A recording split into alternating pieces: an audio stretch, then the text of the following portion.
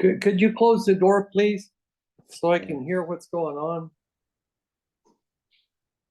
Is everything okay? Oh, and we have Haley here as well.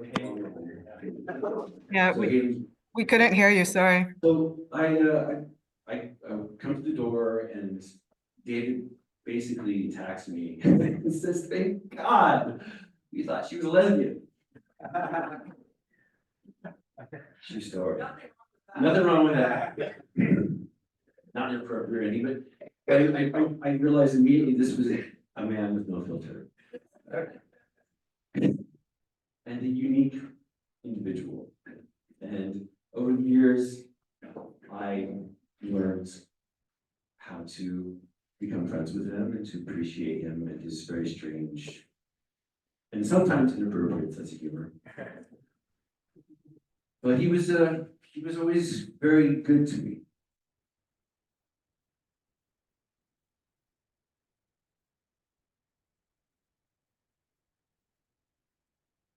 You guys need the voice? I'll pause your mind for a second. Thank you. So, 25 years is a long time, right? So years passed by. I remember I had really nice memories. When Maya and I didn't have a lot of money, she'd go, "Hey, let's go over to my mom and dad's and Lincoln to buy ribs." Or sushi or whatever. We'd like invite ourselves over and he would always say, I'll buy. You fly. That's right. And I would fly off and go get the ribs and come back, and those were good days. And I remember going to the greenhouse, and he was very proud of his work, of course. But we loved the beans and the tomatoes and the corn. We'd grow beans and tomatoes and corn, and we would just love it, And then, of course, all the Christmases, all the birthdays, he was always very generous. And then Sienna was born in 2005. And he was a really great grandfather. So generous. And she was born on Christmas Day. And that made Christmases even more special. The only problem was that he would buy too many presents. And I'm not kidding. I'm serious. We had to talk to him about it once. Dave, it's cool. It's great. But we don't have space for all this stuff. He's like, "I don't care. I'll buy her as many fucking presents as I want. And if you can't deal with it, then it's your problem, not mine." Some people appreciate that. So I remember he bought slides. Was like two years, and then he's like, we can't have a slide in our house." He's like, "I don't care. Slide to stay here, and she visits, she visits." And he loved playing with it, especially Legos. I would come to pick up Sienna, I'd catch them playing with Legos all the time, making whole cities and villages. And then later on, barbecue, sushi. He would buy a bunch of sushi materials, and I would make sushi. And he really enjoyed the barbecues as well. He's just been a very special part of the family. So I think my 5 minutes are probably up, right? Almost. Okay. I want to thank everybody for being here again. Again, I want to remind people who come to speak, I'll come in and announce your name, you put yourself on the list, so please keep 5 minutes. And now I would like to introduce David's granddaughter, Sienna, my daughter. So it's a few words.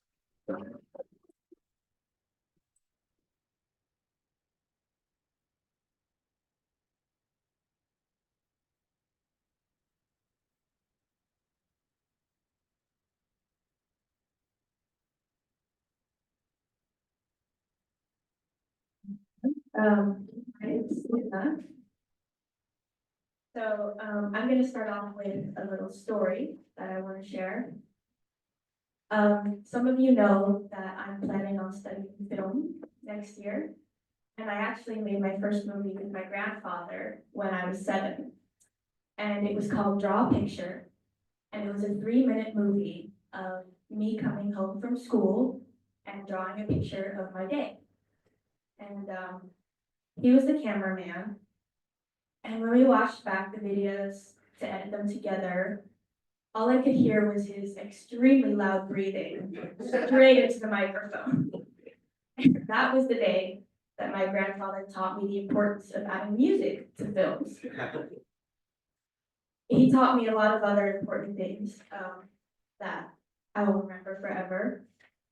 He taught me that one could never receive too many Christmas gifts, and that or watch too many movies. And he taught me that having fun is more important than being an adult, and that it's never the wrong time to make a joke, and it's never too cold to wear flip-flops, even with socks on. He taught me that teachers can be wrong, and that you have to drink at least one can of Coca-Cola every day. He also taught me how to build the biggest Lego cities, and taught me the funniest ways to play with cats, and the best way to make French toast, obviously with an entire bottle of cinnamon. To him, the most important lesson that he wanted to share was to never get old, which is a scary one because you know that growing up and getting old is inevitable for everybody. And unfortunately, the last thing he taught me is that grandparents aren't immortal.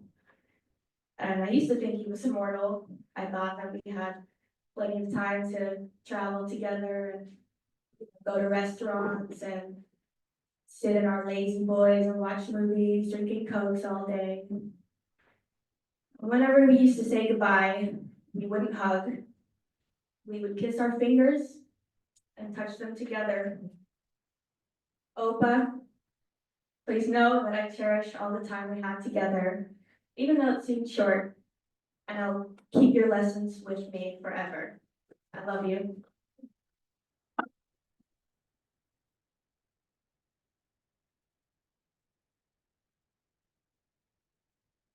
Thank you. So, there's no particular order, so I'll just, get the list out here and see. Hard act to follow. Yeah. Next, who's next? Let's see. Jair? Would you like to come up? Okay.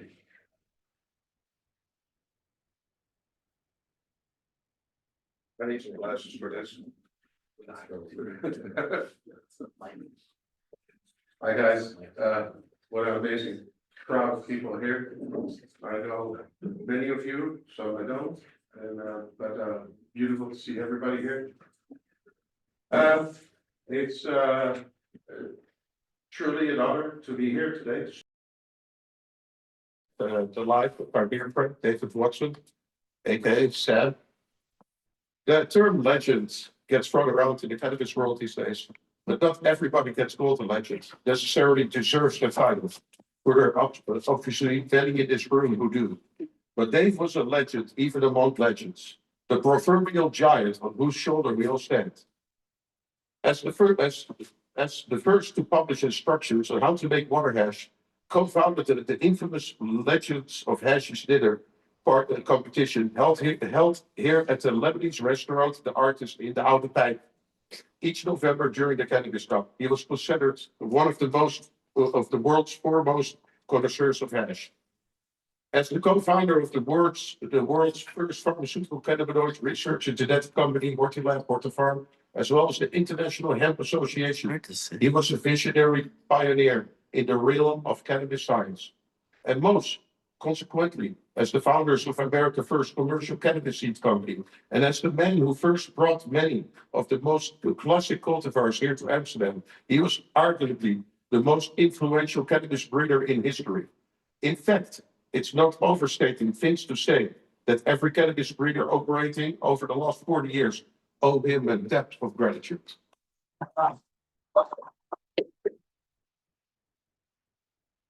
Finally, I heard about Skunkman Sam as a young boy here in Amsterdam. I'm a local, I'm born in Amsterdam. Never imagining that I might someday call him a friend. It was only after becoming a successful cannabis entrepreneur and historian myself that I eventually built up the courage to reach out to him. Knowing he lived here in Amsterdam, I asked our mutual friend Valerie Corral to make an introduction about 4 years ago. I initiated the email conversation with him and began sending him pictures of some of the items I was collecting for my World of Cannabis Museum project. Being as private as he was, he didn't want to speak to me at first. But eventually, he began to reply, and after many months, he finally visited me at his home for a sesh. After overcoming his initial hesitation, I felt like we made a connection and hit it off. I later invited him to my place to show him my collection of cannabis arts and artifacts. I started making an effort to spend more time with him, and before long, I figured out the trick. I realized that that if I took him out for a nice lunch or dinner, I could get him to talk. So, only off the records, of course. I was always trying to convince him to let us interview him for the World of Cannabis, but he would never agree. As I'm sure you all know, he was not very fond of journalists. In fact, one of my fondest memories with Dave was at the time that I convinced him to have dinner with me and the World of Cannabis partner, Bobby Black, who, as many of you know, wrote for High Times for over 20 years. Bobby sends in his regards, by the way. He refused at first, but ultimately, thanks to the promise of a Michelin star meal in the Okura and my sincere personal assurances, he finally agreed to come. Characteristically, arriving at the upscale restaurant wearing flip-flops and a shirt with cannabis leaves on. Knowing Bobby was a journalist, he was highly regarded at first, but as the evening went on and he realized Bobby was the friend, he opened up and began sharing stories. Again, off the record, of course. If it weren't for that dinner, Bobby would never have the opportunity to know. So I'm happy I could make that happen. Over the past several years, I was fortunate to share much meals with Dave, as well as much sessions at his house, where I would sit and smoke with him, discussing our collections and listening to many stories or rants. To most in the cannabis world, he was a controversial and enigmatic icon who shunned the spotlight, forbade photos of himself to be made public, and operated in the shadow under a variety of pseudonyms, such as Sam Zelensky, Pseudo Sam, Mr. Jingles, and of course, Skunkman Sam. But of those who were lucky enough to be let in, who actually knew him and considered him a friend, he was just Dave, a devoted husband and a father who smiled ear to ear every time he talked about his dogs. A lovable curmudgeon with a kind heart and a brilliant mind, and a humble weed nerd who cared little for egos or accolades, but rather only for championing the knowledge and appreciation of this miracle planet. I never did get that interview, but at least I was able to get a picture with him. I'm curious for the rest of my life. Rest easy, Skunkman, in the knowledge that your love and your legacy will live on for generations to come.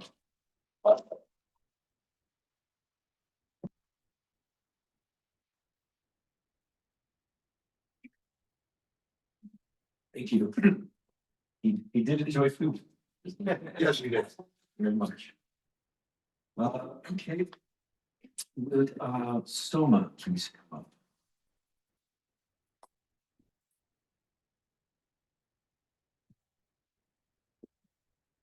Thank you.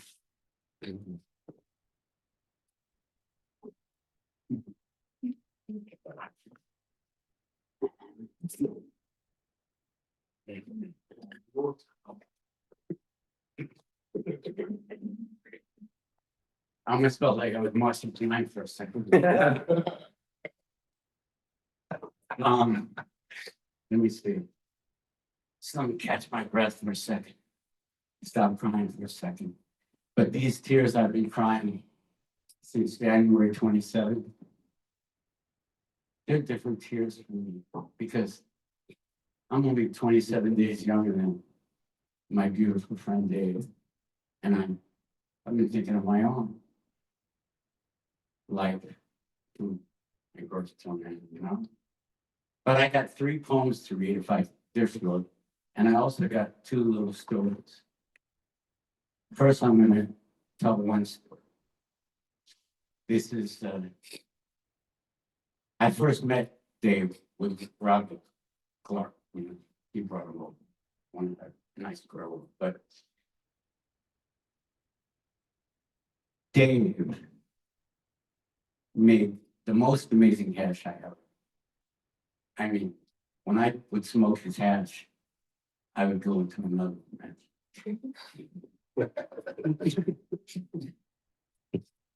And one time he brought me to his greenhouse and showed me the most amazing plants.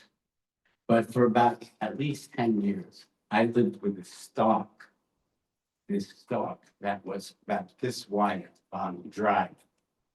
And I lived with it in my house like a magic item.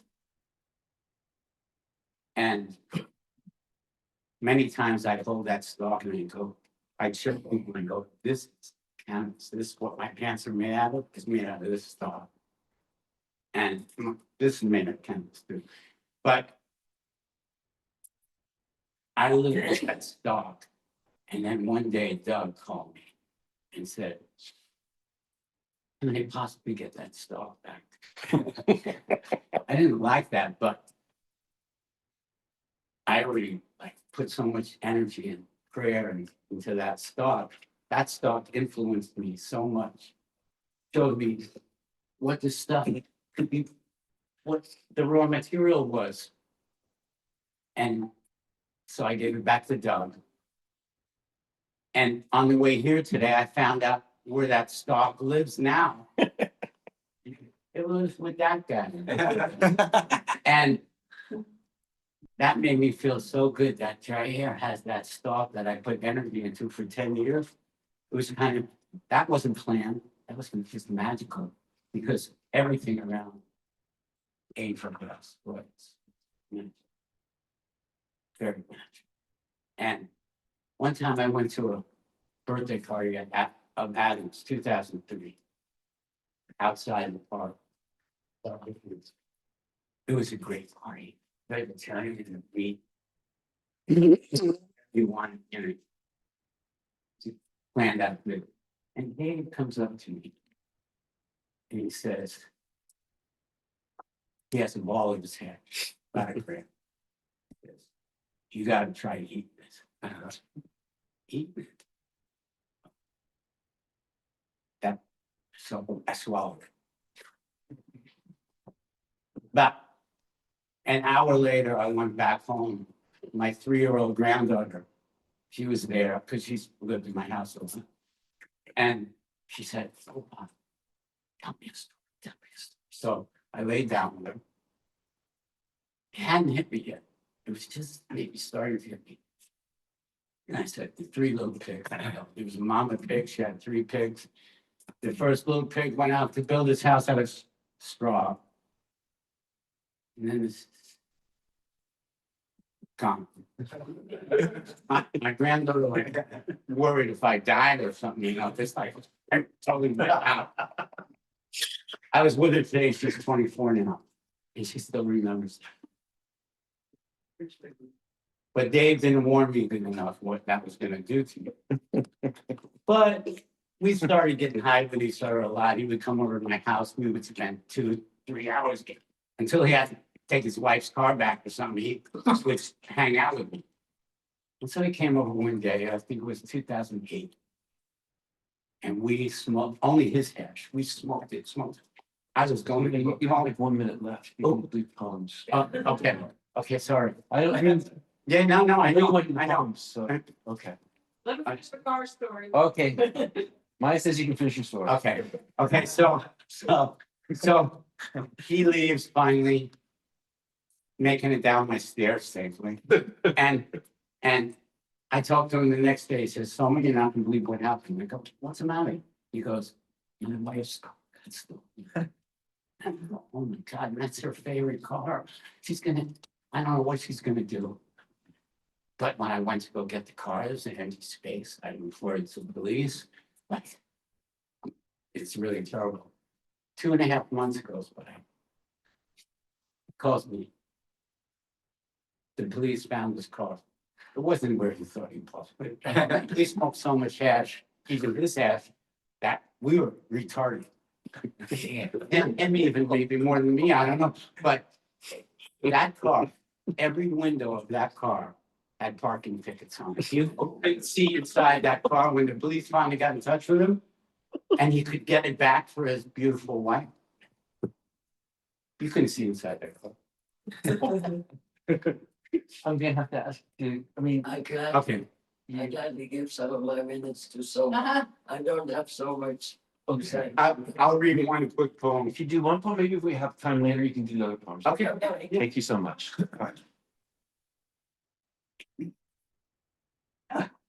You never know about those 1949ers, say.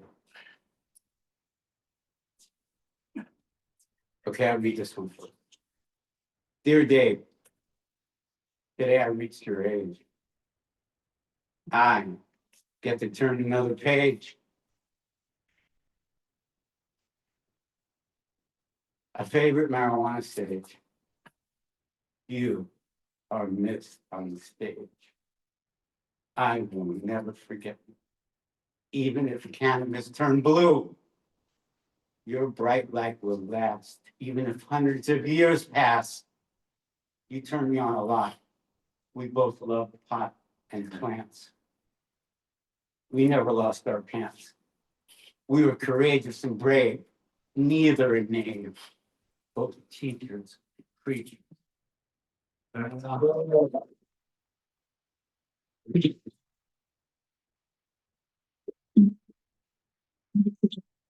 He's doing. All right. Doug, if you could please come up. Yeah. Hi, nice to meet you.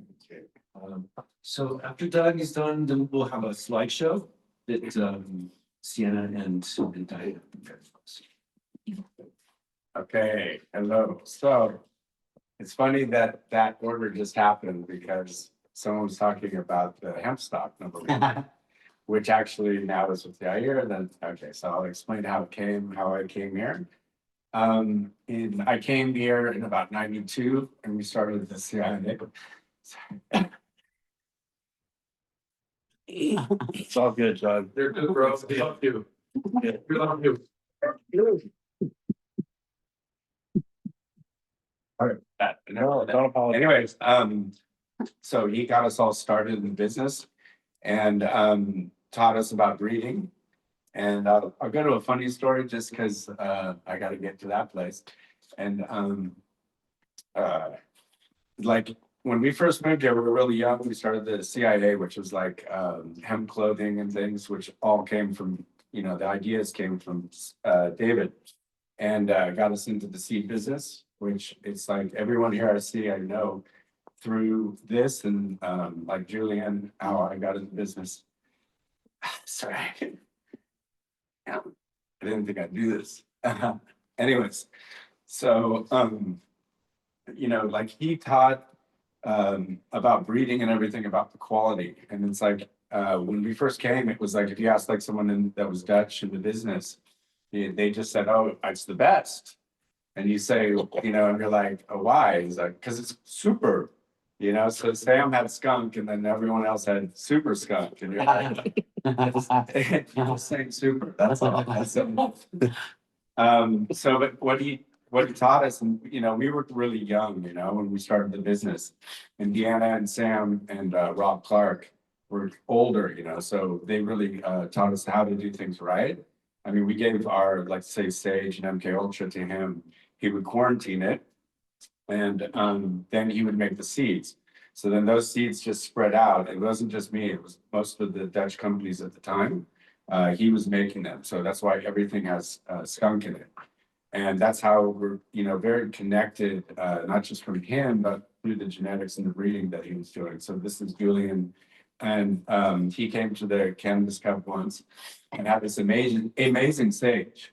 So I knew that was from Sam, because when we had regular seeds, he was making it with the skunk number one. So then I brought Julian into the business. He's French, so I called it La Sage. And that's just kind of how we all are interconnected. And it's like he's the first seed, and then it goes out, from us to everyone else in the cannabis world. So yeah. Sorry.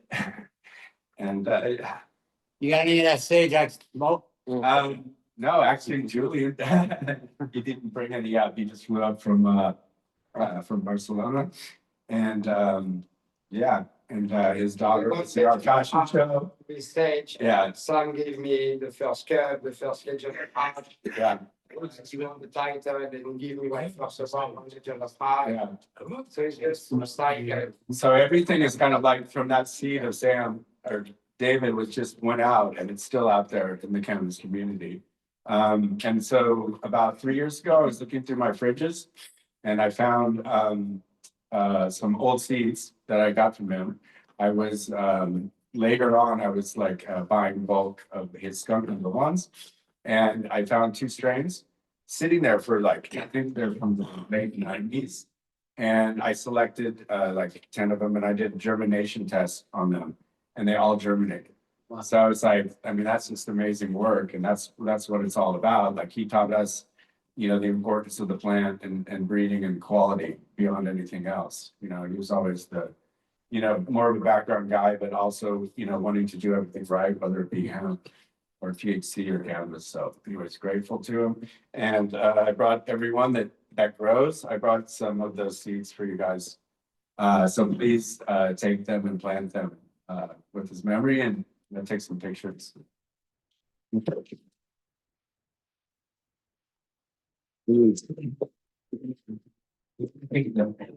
All right, so this slideshow, do I just push a button?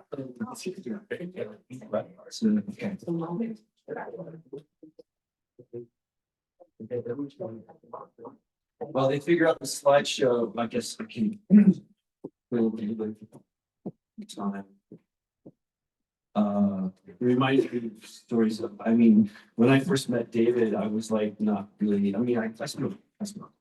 It's okay to say that. You're in the same place. But my name was like, don't smoke dope, my God. I was like, well, what? Why not? I mean, just don't do it. So I'm curious. I was like, well, so one day I did. Smoked. And I hit, that was bomb. These little beauty stuff in there and to hit, and yeah, I went into outer space for about 3 hours. I think it was. So pretty impressive. And I was like, oh, now I get it. Now I know. We're making progress over there. Okay, I'll just move the mic and hopefully you can enjoy this slideshow.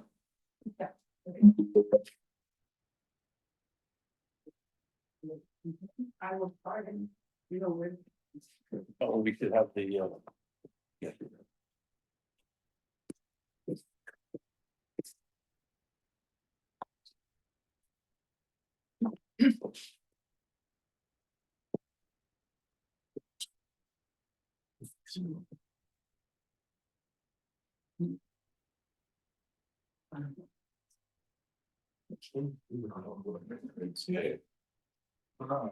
great. There are places I but all my life has been so strong and changed. Something gone, so all these places have turned. I still can't recall the one and so really. I look back on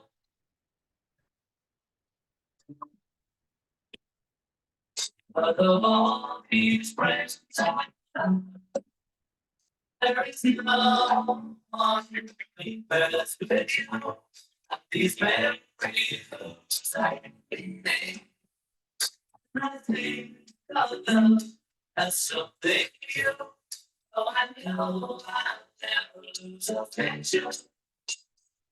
People think, people. I know I'll always think about that. I love you more.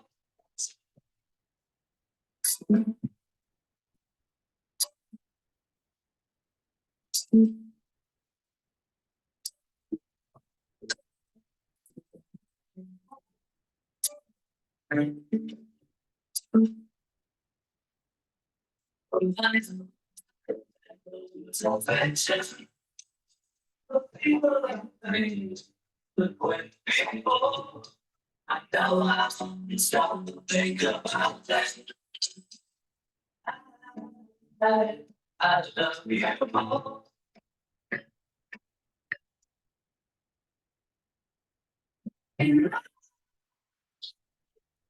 I love you more.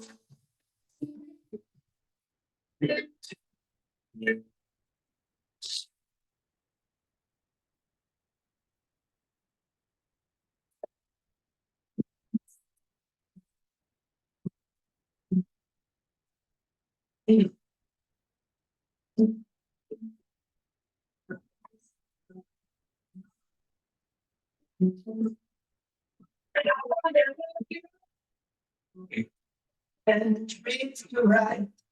I wanna be every day and you'll be together. With your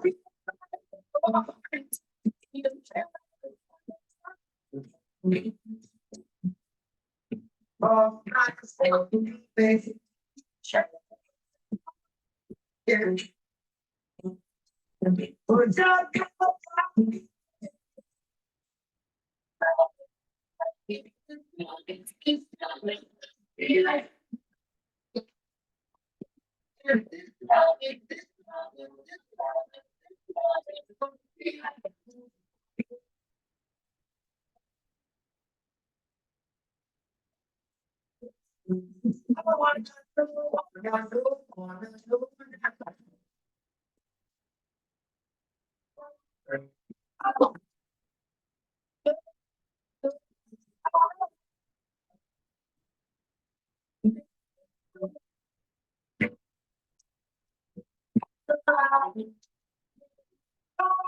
on your kiss.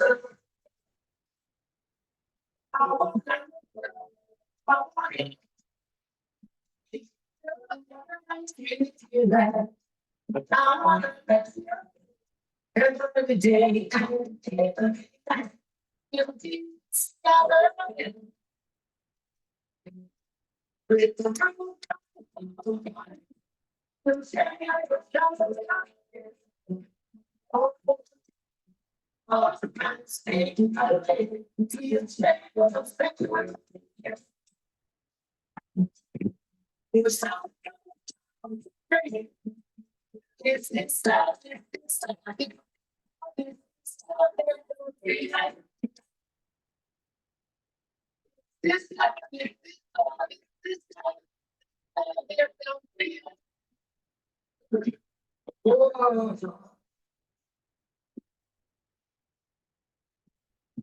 Yes, I know that.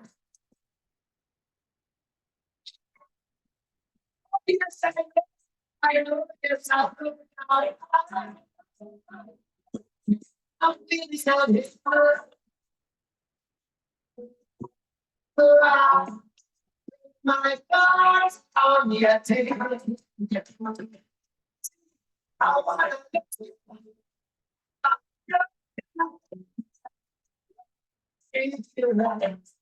I wanna get you. Every day, every night. Together. It's a true fight. It's on my state, baby.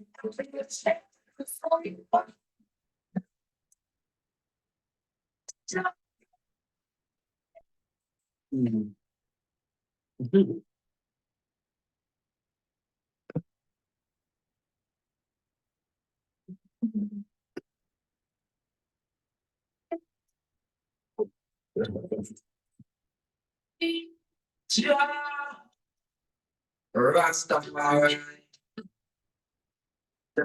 That's right. Almighty, I. Yeah. Just got past the place, I fix the floor, it is. Just got past the place, what's my oh yes. Just got past the touch of me. Taking my soul and moving, and it gives me the feeling that I'm falling for. Now be good in choice. You're the fire. I tell you, it looks like what's my joy? It was the best that's it. After it's my fire, it was the best that's it. What's it? What is the just the best thing, touch of me. It's so cool. And it gives me the feeling that I'm on the floor.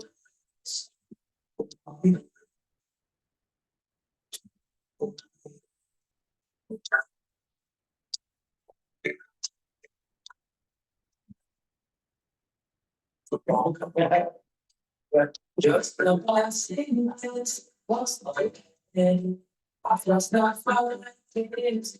Just the passing minutes was like, oh, yes.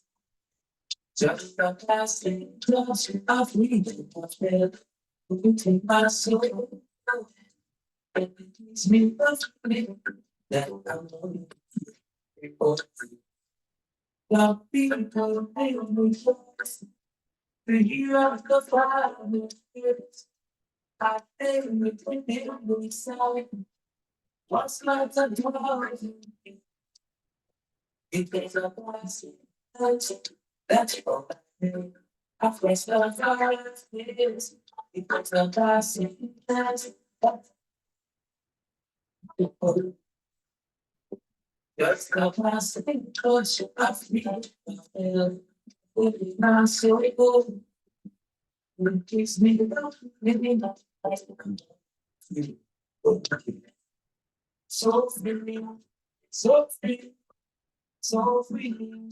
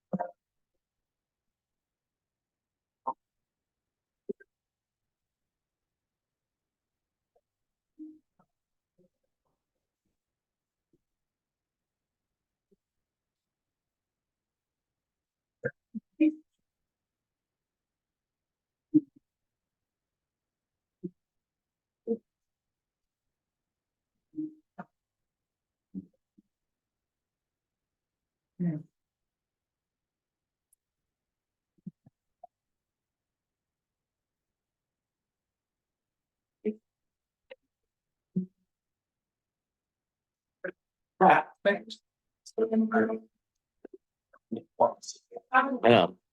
Fucking. Oh my god.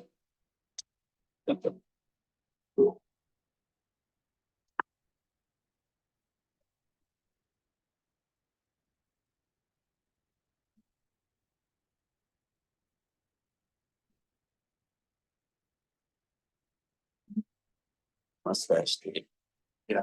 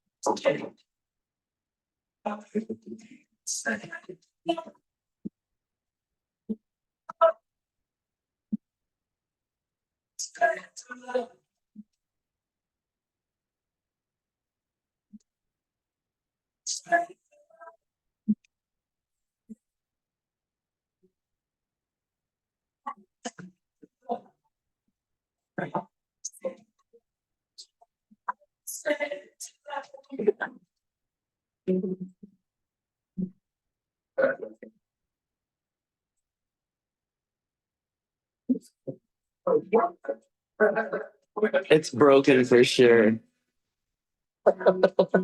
You broke that glass and fixed it with the toilet paper roll.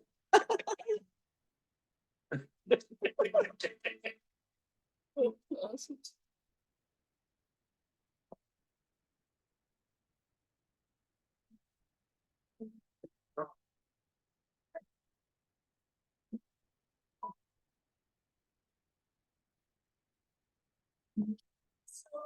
I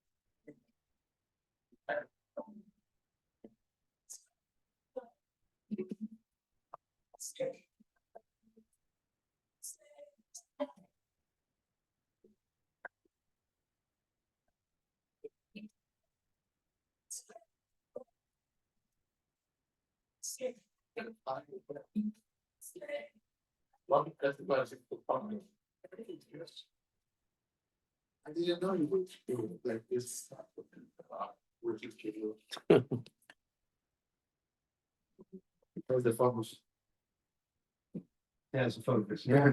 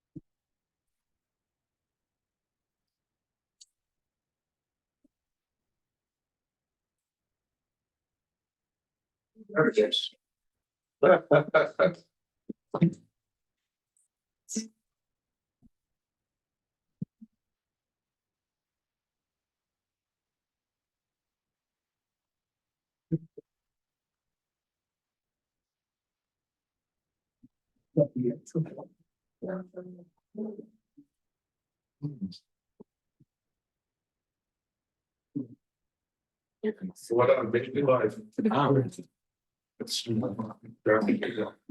Thanks, Diana, and thanks Tina for putting that together. Yeah.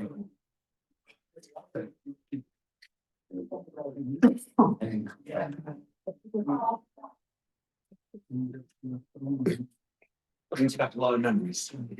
Yes. Yeah. All right, so, Robin, please come up and say it's the first. Okay. Yeah.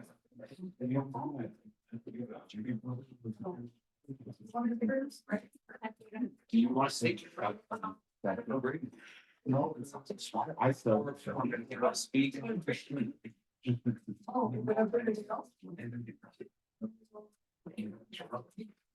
mean, I guess we could smoke some hash. Robert says we should. Yeah. Take a break, take 10, 15 minutes. A little break. Oh, she's saying she can't hear anymore. We're gonna take a little break just for a few minutes.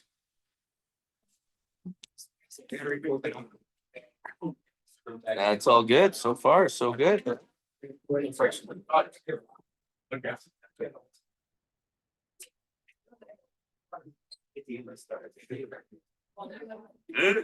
You're right.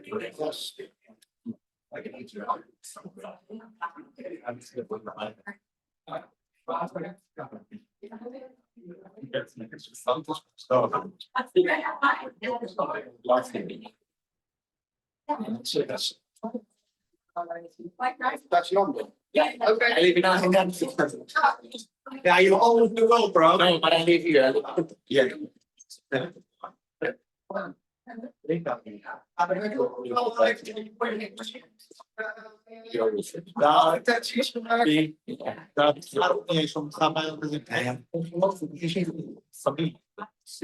Wat een verhaal, hè? Want dan zou het dus nog een verhaal Ik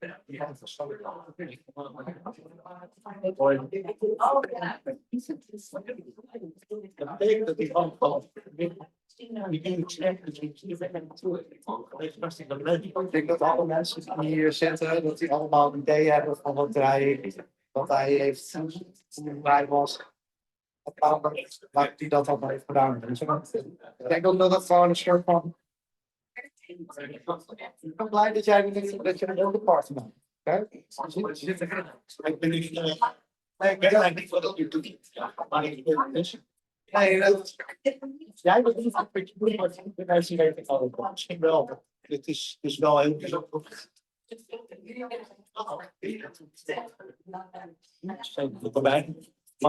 Ja, maar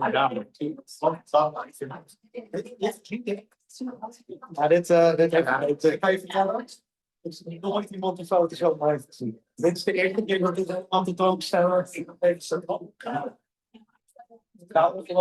ja, dat is ongelooflijk. Maar dat is omdat hij ook hier. Ja, en dat kan doen. Ja, gewoon. Ja, ik had het nog helemaal doorgelezen met hem even wat dingetjes. Ja, wat ik.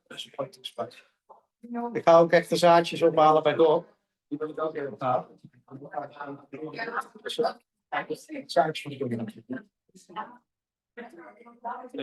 Maar dat moeten we echt doen. Dus dan ja, jullie ook aan. Dus jij proberen met de zaadjes ze kunnen maken. Dat gaat uit.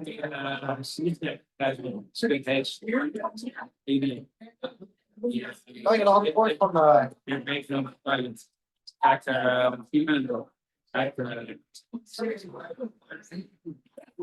about.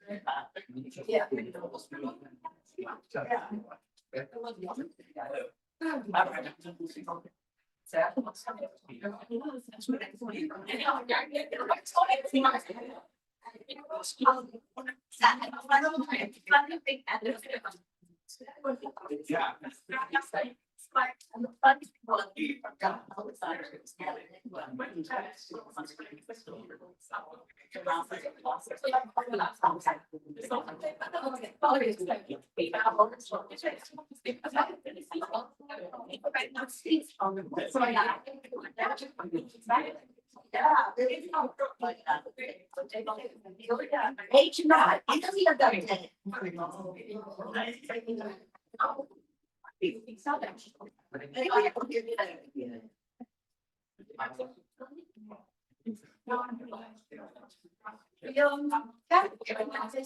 Oh, yeah, yeah.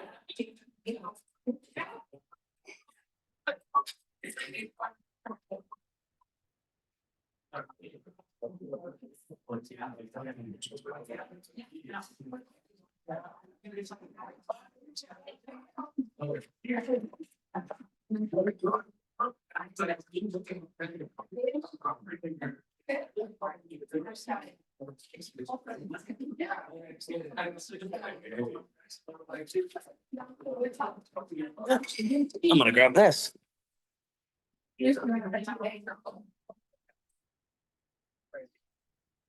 All right, we're gonna get some of the session on. All right. We out of the. Ready? Ready? You just did that with your face? Sam, let's go. Yes. David's last, friends are crushing it. Oh, wow. The name only, but. That is a dab that Dave would be proud of. Hell yeah. Damn, Yeah. Lorenzo. Wow. He's crazy. We brought him in from Italy. Yeah. Special delivery. Okay. Yeah, man. Look at the jars. Oh, no. Bless up. Wow. Yeah, there's something I- about me that I know that. I still have some of the dab from Yeah, but The Legend of Ashes. Really? From Michael Rich gave it to me. Wow, okay. And Michael Rich stories are coming out. yeah. Michael Rich. Yeah. And, We haven't met. I'm Brian. I'm Hans. Hans, I'm Marcus. Hi. Nice to meet you. And But I think it was I just divided because I hear That's a strong. Was that like in the old days, like in the archives? Okay, yeah. that's an old story. Just pure. That was No, great. I live around the corner from the artiste, and I really could say, Yeah. oh, so I would skip the dinner and come and Come and experience some of the some of the hack. yeah, and sit with his Oh, Sid, yeah. with the hubbly bubble. Yeah, Yeah. and I would go to Sid's house on the Tollstrasse. Yeah. And I was responsible for carrying those hubbly bubbles yeah. to the RT. Yeah. So I would walk them very protective, like don't worry, it's just like 100 years old or whatever. I'd be like 100 years old, it's stressing me out. Yeah. It felt like a real honor, though, you know. neat thing that we just sort of created inadvertently. They would stand in line. One smoke. I was done. Spaced out. I smoked,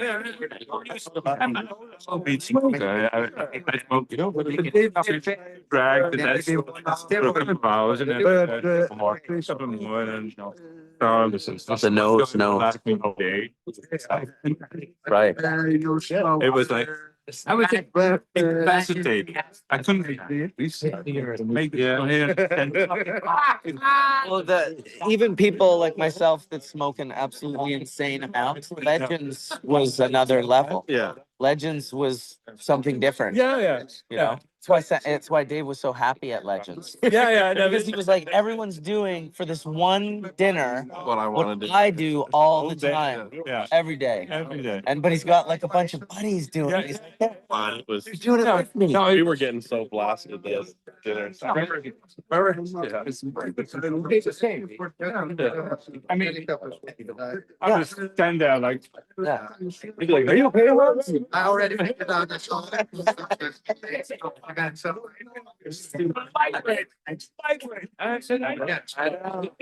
I'll be in lightweight. Exactly. Whatever you do, don't smoke with my dad. That was a funny story. Don't smoke with my. I'm gonna walk around. I'll be back. I have a picture of you with the. Albert in the nose. Julien. Soma.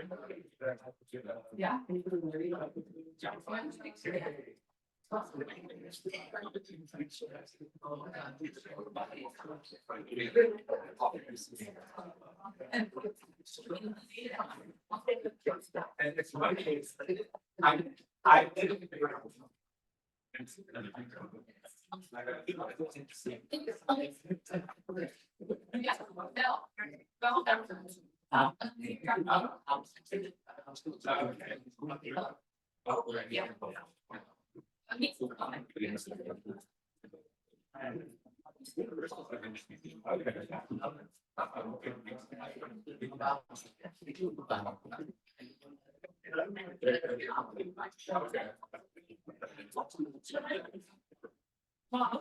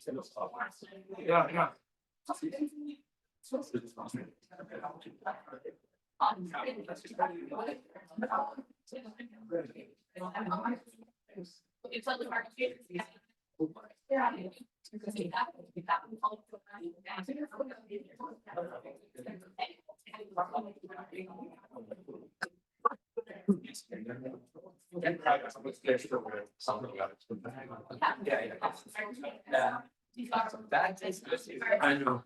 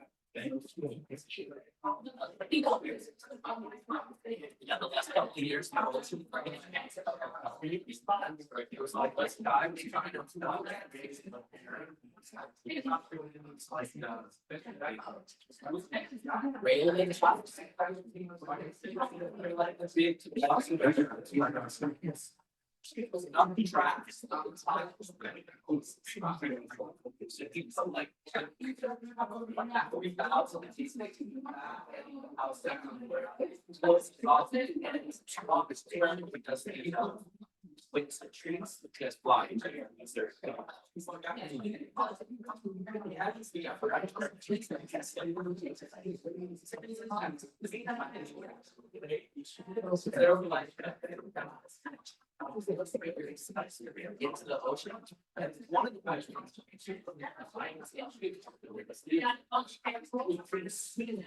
it's probably temporary.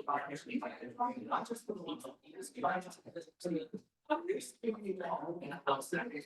so for 20 years, we had dollar bill bills.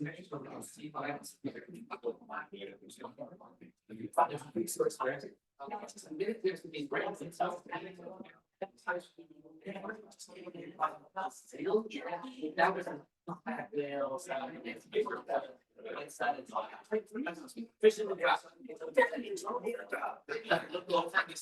coming out of the water.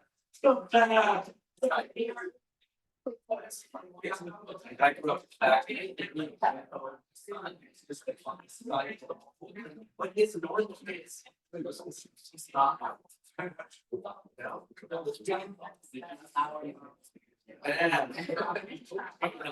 amazing.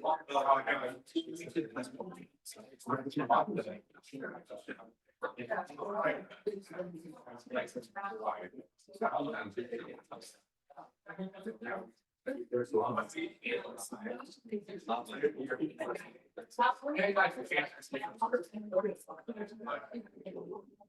why?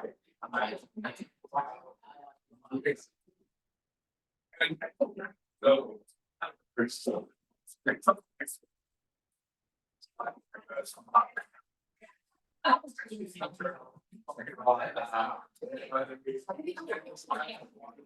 the drugs, they have like a change. All the stuff.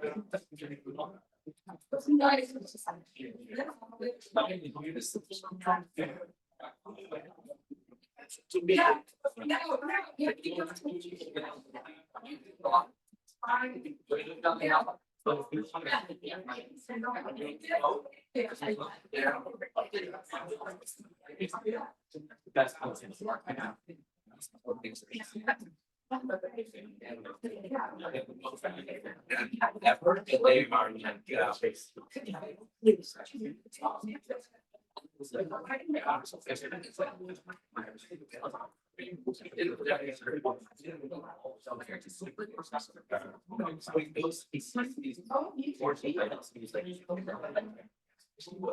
not to look at me.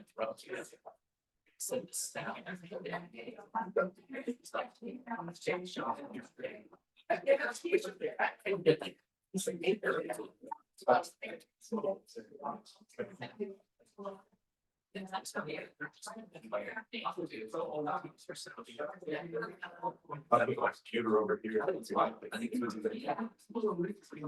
think it's perfect.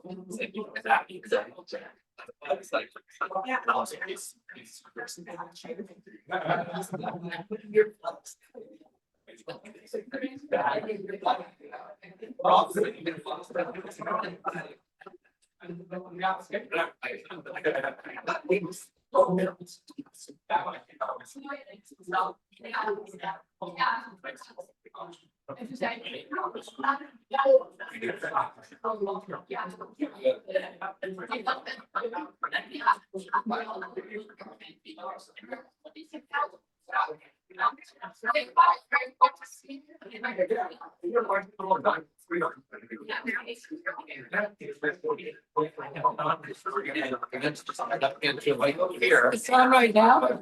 Yeah, she's right there. I don't see her. No, 1 second Oh, here. and George is watching too?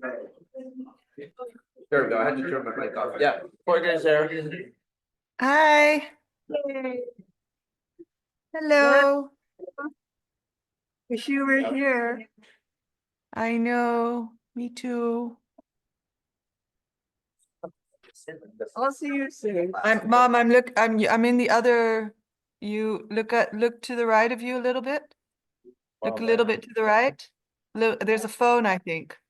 Look a little bit to the right and down, down, down, down, a little bit to the right. A little bit more to the right. Yeah, more. No, look, yes. There's a phone in front of you. Look at that. That's where I am. Yeah, look to the right. Turn, turn, turn, turn, turn. No, other way. Other way. Yeah, and now look down. Down, look down. Yeah, I can't hear you because too many people are talking. Oh, It's okay. I'm over here. See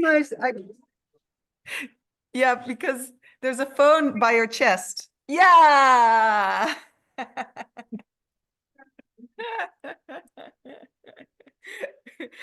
I was somewhere else. I missed the beginning of Paul because the sound wasn't on yet. What? I missed the start of yours because the sound wasn't on. Oh, that's. I just was saying like how when we first met, and you know, Yeah, and that we Maya was said, a thank lesbian. God we thought she was a lesbian. Yeah, I figured so much. You interesting stories about how we just like hang out. Nice. Nice. I think I think that more people are going to speak in a minute. I can call one outside. It's really beautiful outside. Yeah, that's amazing. Nice. Bye.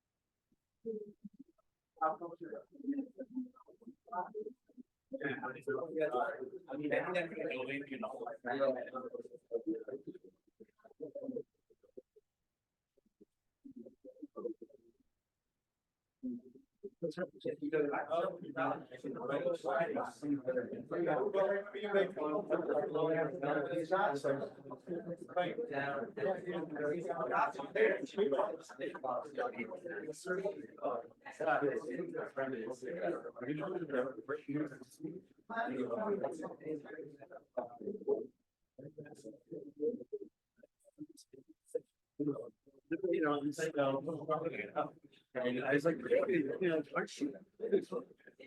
Remember, and he's like, no, no, no. That was amazing. Now, I like it. Why would I want to put something on my feet?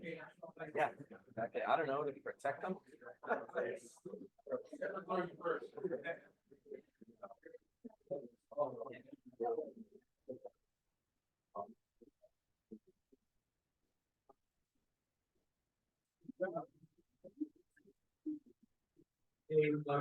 We'll get started again. We'll start taking your seats, please. And then we'll ask Roger to come here and say a few words. So Haley, can you hear me better? Haley? No, you still can't hear very well? Maybe we can get Haley to hear. It's quite soft. I think that, but I think Is it better the, through my phone? Is this better? if Ryan just Mute. turns his off for a second, then I can hear. If I turn the volume up. No, I know, but can you hear me still, Haley, or no? I can hear you. Yeah. Because Haley Right. is having a You know what it problem is?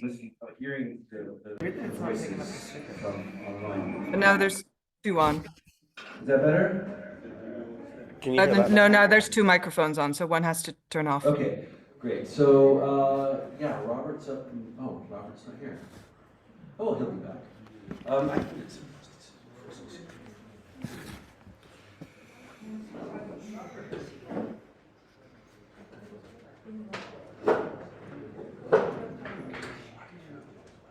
Maybe Ryan, if you would like to say some words. Okay. Okay. And then. Can you? Okay, I'm double dipping here. I spoke in California. I'm not sure what to say. Can't hear you.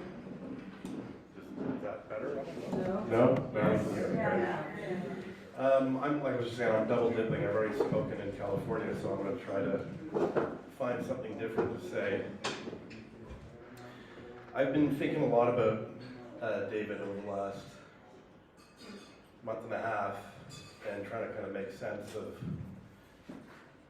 just everything and losing him and looking back at his life and trying to, just make sense of things. And I keep coming back to this thing that there was people that understood David and there was people that just did not understand David at all. I saw someone write online that they said that David was a car wreck with credentials. And I thought to myself, that couldn't be farther from the truth. This was clearly someone that didn't understand who David was. If he were a car wreck or an accidental spilling of paint, it would have been the Mona Lisa. And that kind of art and beauty and accomplishment just doesn't happen freely or without intention. And I think that, if you gave life skill to people on a scale of 1 to 10, David was a 20. Like, he was so far intelligent and accomplished beyond what people really understood that he was. And he wore this kind of hippie dog costume as a cloak. In fact, once he was, when he was in high school, the principal wanted him to cut his hair. And his choice was to, cut his hair and comply with the dress code or not graduate. And so David decided not to graduate. Because he wanted to live life on his own terms. And like I said last time, David found a way in life to turn all the no's in life into yeses. He wouldn't accept that you couldn't do something. And so he always found a way to make that happen, be it getting a license in Holland or finally working with a pharmaceutical company to develop this medicine that he experienced himself and he knew that had this therapeutic potential. And like one example is these soaps that are here, and people can come and take a soap or a shampoo. They were made with Skunkman hemp seed oil that David produced in Hungary. He had the head of the Hungarian research world who was responsible for, the police would hire him to come when there was a bust.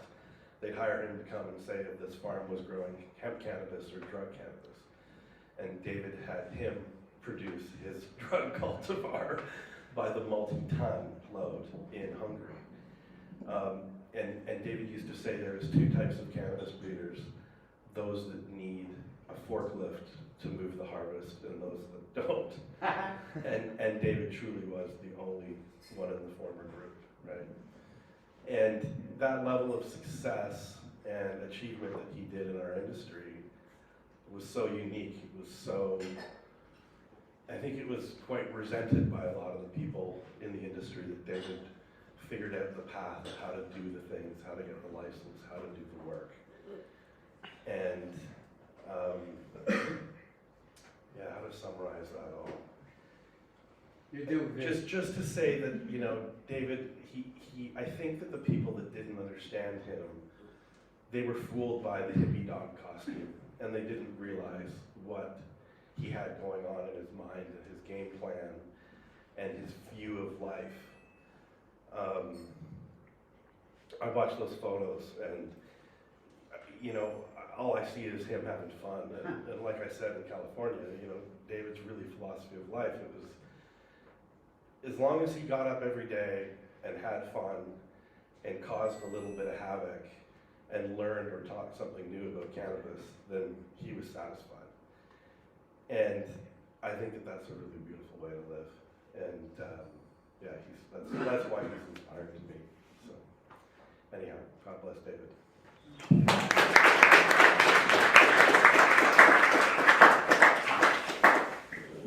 Thank you, Ryan, for your words. Okay, Robert? Oh, I have to introduce myself as Robert Lee Carroll, friend David Watson. Please speak into the microphone. Oh, Haley needs to be able to hear you. okay, very good. Haley? Hi, sorry. As I was saying, David was my friend. My best friend. You know, I came and I thought to myself, for one thing, I need to be really resilient and strong for you guys, for the family, and friends, and I want to show strength because he meant so much, and I know that we're all hurting. We're all hurting because we miss him. I'm sure he misses us just as well. And I just want to first have a toast to David. Coke. David, we love you. We know you're here. David's here. Okay, he's here. I have some strange talents. I am able to perceive people's pain, their love. David was a father, husband, oppa, friend, hash teacher and mentor, father figure for many of us. I would get a video call from him all the time. And I'd say, I'd look at my phone, and Angel, Vasquez, howdy. We made that connection. Howdy. All right, and you know, he was a farmer, you guys. You know, I would ask him, when do you get up? Oh, 5 a.m., 6 a.m. Why do you get up so early? I would ask him. He would say, well, because I consider myself a farmer. And no shit, he'd get up that early. And I think that's what he admired about me. And now I have cattle for the past 5 years. I've been working very hard on my farm. David saw this. And he saw and knew what hard work can do for you. The environment that I live in is animals, you guys. But I give a lot of respect to my animals, and I speak to my animals just like as if they were my friends or people. Okay, and David liked that. He admired that, and he kind of liked to see this environment as he started slowing down a bit and couldn't walk as much. I felt like as if I was his legs a little bit, showing him my artichoke fields that I was growing, my orange orchards, my cannabis, of course. Cannabis first, and I mean, let's face it, you know, that was the one thing that, bam! And Marcus helped many of us connect with him, from meeting him to having celebrations and things like that, and that was something that David was always happy and proud of certain people that did things in his life for him, you know. Now, I want to tell you that there's a way that I think that we can kind of transform this kind of sadness that we feel when we think about him. And it happened to me. You know, I don't have a lot of cookie thoughts in that, but I don't really know how to explain it. First, there was a time when I contacted him just before his passing, and we had a very long discussion. He was very positive, very upbeat. I can tell you that the day before of his passing, and the day of, and which was like wild. And it's hit us so hard because we had no warning like a car accident, no warning, nothing, just bam, and then you got now. So how do we process this? How do we deal with it, and how do we change that memory into something grand, something, and it's happened to me a little quicker, okay? I still get emotional, but I was working very hard, getting forage for the cows, crying, actually, thinking of David, and a double rainbow appeared. Now, when this happens to you, I mean, imagine you got some tears streaming, you look up, you see this rainbow, oh my God, that's what I needed. I really needed it, and I thought, well, that's crazy. It can't happen twice, kind of thing. And 2 days later, it happened again. And I called Diana, and I was like, Diana, look, because I called her and I told her, I said, David's, this is crazy. She said, I wish you'd send me rainbows. And I said, Diana, here, I guess he's only doing them here, so yeah, and he was really something else. I mean, marijuana botany was really dear to my heart. I don't think we can mention marijuana botany without mentioning David Watson, and we can't mention David Watson without mentioning Robert Cornell Clark, because those two guys are like salt and pepper. There's that two sides of the coin. Well, I say salt and pepper. You know what I mean? And it's pretty amazing because I would ask David, hey, I can almost hear you in marijuana botany sometimes, and in these chapters, and he'd say, well, yeah, man, that's because I wrote all the cool stuff. And it's how he was, and he had a way of hiring the best.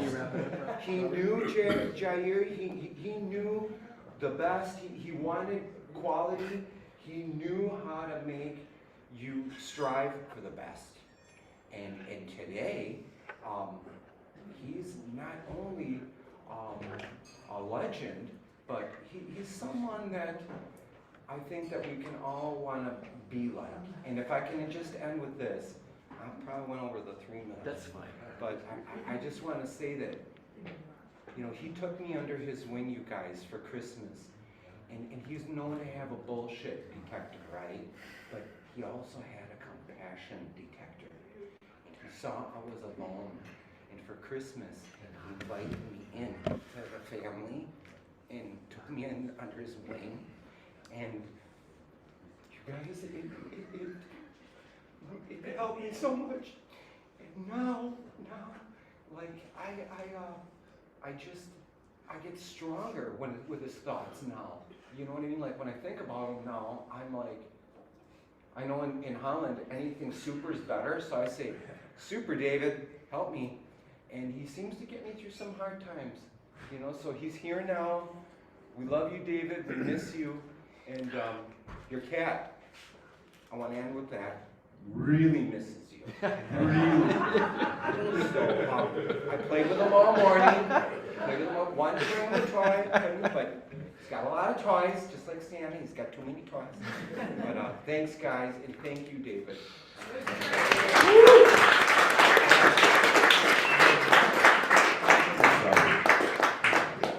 I remember that Christmas. It was a beautiful Christmas in Alicante. Marcus. Right in front of you.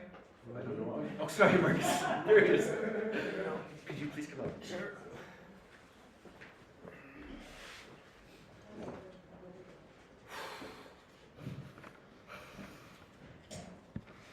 This is going to be hard. Okay, Marcus. You can do this. Love your words. I first met David, I first learned of David in, I want to say 1996. He had come to Canada and he was at a hemp symposium that we were having. We were kind of the Manitoba hemp guys at the time. Me and my partners were trying to get hemp growing. Well, we had actually. We had just gotten hemp growing for the first time in 73 years in our province. We brought over Zolotonosha from the Ukraine, and so we were at this hemp symposium and we saw Dave, who was actually, he spoke at this event. And I've got a pretty high level of awareness, and when I saw him speak, I was just like, this guy is different. He is not the same as everyone else. And there was rumblings and rumors of who he was, and he was this sort of infamous character. I wouldn't really meet him for a few more years, but I would meet Robert Connell Clark through my dear friend Hilary Black. And she brought Rob to my house in the mid-90s, and I ended up kind of getting to know Rob a little bit. And on a trip to Amsterdam, I bumped into Rob, and he happened to have a Roer pipe with him, and he smoked some of this dry sift with me, and he said, if it don't bubble, it ain't worth the trouble. And that really stuck in my mind. I'd never seen hash melt like that. Little did I know that that was David's hash. And in fact, that was also David's saying. And so when I started my company in 1999, Fresh Headies, I used that as the slogan. If it don't bubble, it ain't worth the trouble. Well, about, I want to say 2 days later, but it probably was more like 2 hours later, I get this like email from this like skunkman@yahoo.com. And he's like, if it don't bubble, it ain't worth the trouble. Do you know who first said that? And I was like, Oh yeah, he's I was pushing like, you, man. oh shit. Okay, I was like, okay, I got this. I replied back, I do know who said this. I know who you are. I have full respect for you. I will never use it again if you don't want, or I'll pay you to use it. What do you want me to do? And for whatever reason, that seemed to be the right combinations of things to say to Dave, because he slowly, and this is in 1999, for those of you that have known Dave a long time, he was a little bit more difficult to connect with in 1999 than he was in 2010 or 2015. It was really, and that was because of his dedication to his work. He had this incredible dedication to this work, and as much as he did want to have fun as well, he would sacrifice the fun that he could have to make sure that the work that he was doing was executed properly. And so that was why, no pictures and much more of a private life. But somehow through this bubble bag thing, I managed to, meet him at the PAX Party House for the first time. And we were like school children, all excited and giddy. And I remember he smoked a bowl of hash with me, and he said, look, when it's really good, it full melts like that. And I'm like, oh yeah, and look, it's got a clear dome, and we're geeking out together, and we're creating language and vernacular that'll be used 20 years from now that we don't even know we're doing. It wasn't many years later that we decided, why don't we, what if we could take all the people at the Cannabis Cup in Amsterdam and run them through your bubble bags and just collect like the 73 heads. And that became the Legends of Hashish Dinner. And so it was an amazing honor to be able to throw that party with him over the years. We never celebrated. Often people said, oh, you guys are like weird celebrating yourselves. You think you're legends. And we were like, no, come to Legends. We're not celebrating ourselves. We're celebrating City Hitty. We're celebrating the Garden of Kafur. We're celebrating actual hashish legends. And Dave definitely said one day when I'm gone, I want you to celebrate me, and we will absolutely be celebrating Dave at the next Legends of Hash dinner. I want to thank everyone for showing up here today. I want to thank Dave for letting me into his life. I had no idea when I first met him, and I was more the student, how much I had in common with him, how much my family had in common with him and Diana. Going to Jamaica with them and spending that time and realizing how amazing he was with my daughter and my son. I love you, Dave. You were my friend, and I miss you.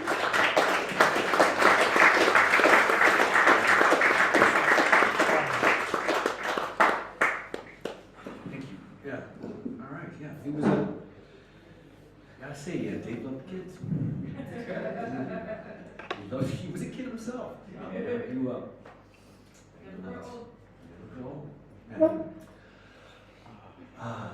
Mila, I think you're the last one. Can I sit in the chair? Sure, of course. Yeah.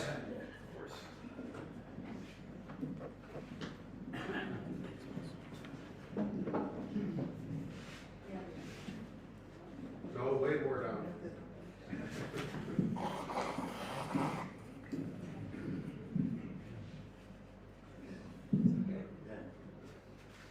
Yeah, I'm still recovering from spinal abuse. My voice is also not quite there. So I'm not gonna make this very long. But I came here for David. Actually, how we met the first times was at the CIA. When I showed my machine, and I don't even know how I got there. But somehow David and Robert arranged it, and I was there, and they unveiled it. And I think it must have been David who had some material there with him, and he was put in the pollinator, and the trichome challenge happened. And the owner is sitting right there, that is Soma. There are so many, Soma had just arrived, I think, from the States with Jack Herrick, and Ben Drunkers was there, and it was an amazing evening for me. I'd never hardly met any of them. So here we are, David. You meant so much for me, and just being accepted as a friend was already so much for me. Thank you.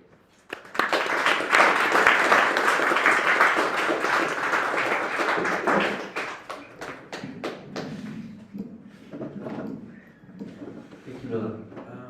All right. Well, that's all the people who asked to speak. But I will wrap it up a little bit by saying, I told you guys in the beginning. We have more time for some of those poems too. Oh yeah, we could have 2 poems. Yeah. Okay. Yeah, please. Would you like that, Diana? Diana? Would you like to do the poems? Excuse me? Would you like to do the poems? If that's good. Short one. Yeah. Okay, here, go ahead, do whatever you want.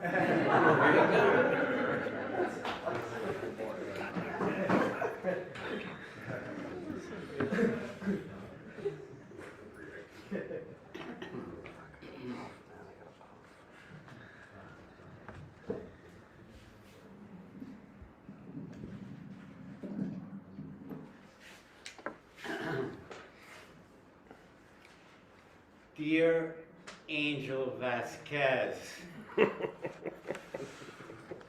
Soma says, you are a cannabis guru, a cannabis go-to, a shining example of THC ample, getting enough in a puff, really knowing your stuff, and teaching and preaching, courage.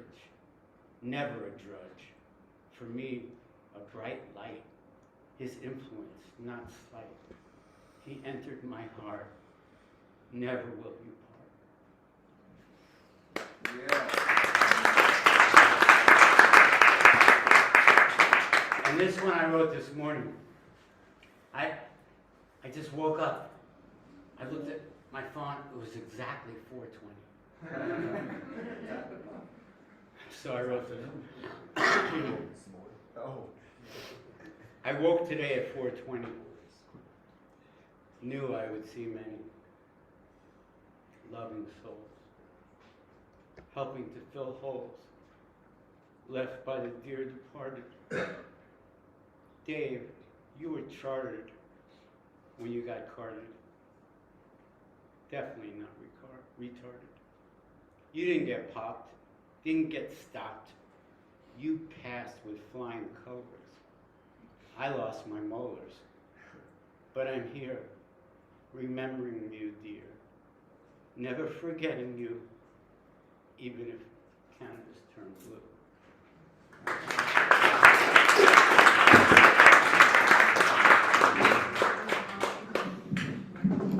Thank you. Okay, so like I said in the beginning, I said I remembered the first time I met David very vividly, and I also remember the last time I saw him. So I'll share that with you in part.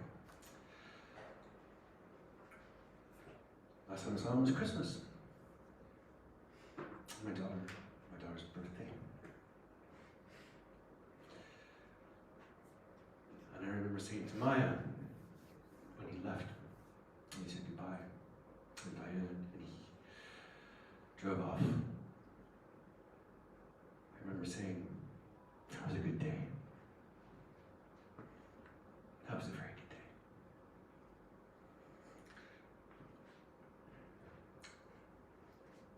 Thank you, David.